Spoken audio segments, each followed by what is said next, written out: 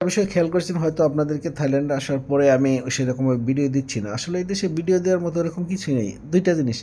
একটা হচ্ছে এখানে আপনি আসতে পারেন পাসপোর্ট বাড়ি করার জন্য ১ দিন ২ দিন থেকে চলে যাবেন। আর দ্বিতীয়টা হচ্ছে এখানে আপনি এনজয় করতে আসবেন। তো যারা এখানে এনজয় করতে আসে তাদের জন্য ১০ দিন, ১৫ দিন, ২০ দিন নো প্রবলেম। তারা তো এখানে টাকা খরচ করতে আসছে। সব ধনী, ধনী মানুষ এখানে আসে বিভিন্ন দেশের শুধু টাকা ওড়ানোর জন্য। তো যারা পাসপোর্ট বাড়ি করতে এদেশে আসতে চান তাদের জন্য আমি এটুকুই সাজেস্ট করব, দেখেন এখানে আপনি জাস্ট ২-৩ দিনের একটা প্ল্যান ট্যুর করবেন, যেটা আপনার অন্য দেশে আরও ২-১ দিন বেশি থাকবেন, আরও অনেক কিছু দেখতে পারবেন বা অনেক মানে আপনার সাশ্রয়ী হবে। এই দেশটা অনেক এক্সপেন্সিভ, আর এক্সপেন্সিভ থাকার কারণ হচ্ছে এখানে সবাই আসে টাকা উড়াতে।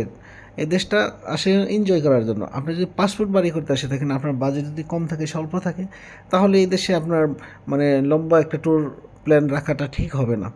কারণ আপনি এনজয়ের যে বিষয়গুলো ওইগুলো ছাড়া আপনি কিছুই আপনার নজরে আসবে না। যেদিকেই দেখবেন আপনি সেটা পাতায়া যান, ফুকেট যান, ব্যাংকক থাকেন, সব জায়গায় এখানে জাস্ট এনজয়ের একটা বিষয় আপনি খেয়াল করবেন।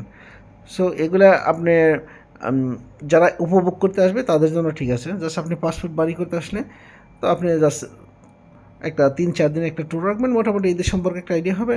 পাসপোর্টটা এই আপনি সিল পেয়ে যাবেন, জাস্ট এক্সিট করে আপনি অন্যান্য দেশে চলে যাবেন। আমার দৃষ্টিকোণ থেকে কম্বোডিয়া এর থেকে ভালো।